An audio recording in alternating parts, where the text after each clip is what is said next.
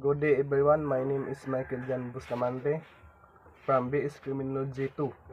My personal stance on ethics centers on intent, consistency, and respect for the dignity and well-being of all people with a focus on balancing individual responsibilities and collective good.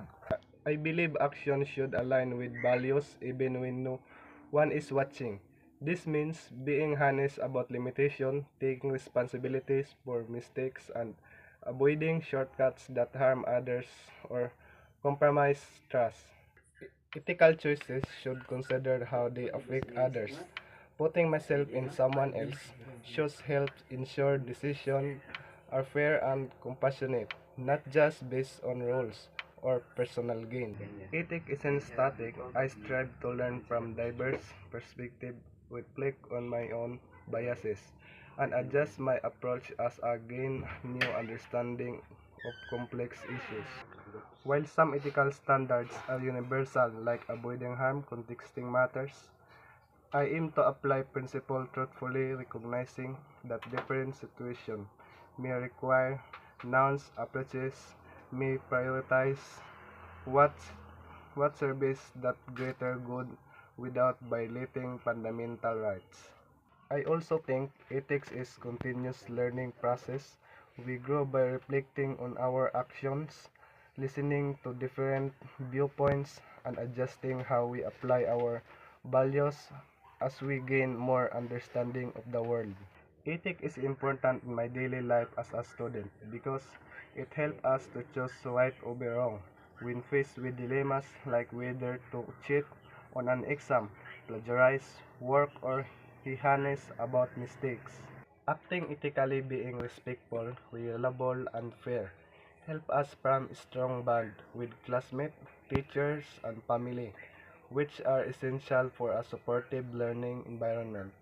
Practicing ethics daily foster qualities like integrity, empathy, and accountability that benefit us not just at school but throughout our lives and future careers.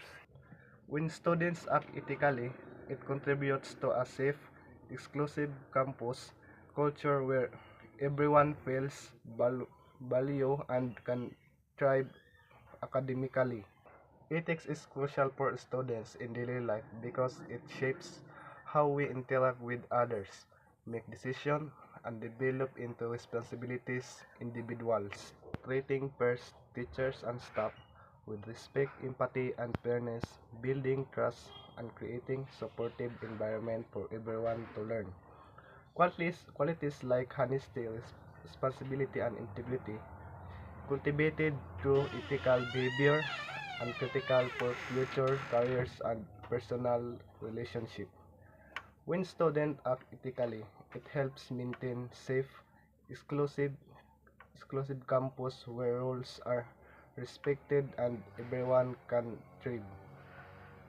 Qualities like honesty, empathy, and accountability learned through ethical behavior and critical of the future careers and responsible citizenship. When all students act ethically, it builds a safe, exclusive space where everyone can focus on learning and supporting one another. It encourages genuine learning by discovering cheating, plagiarism, or misrepresenting work, ensuring achievements reflect our true efforts and knowledge. Acting ethically means valuing others' perspectives, boundaries, and well-being, which builds strong, trusting relationship with classmates and educator. When students prioritize ethics, it establishes a safe, exclusive environment where everyone can thrive and collaborate effectively. Being fair, respectful, and trustworthy help us build lasting relationship with peers and teachers that make school more positive and supportive. When everyone acts ethically, we create an environment where safety, inclusion, and collaboration can flourish. That's all. Thank you.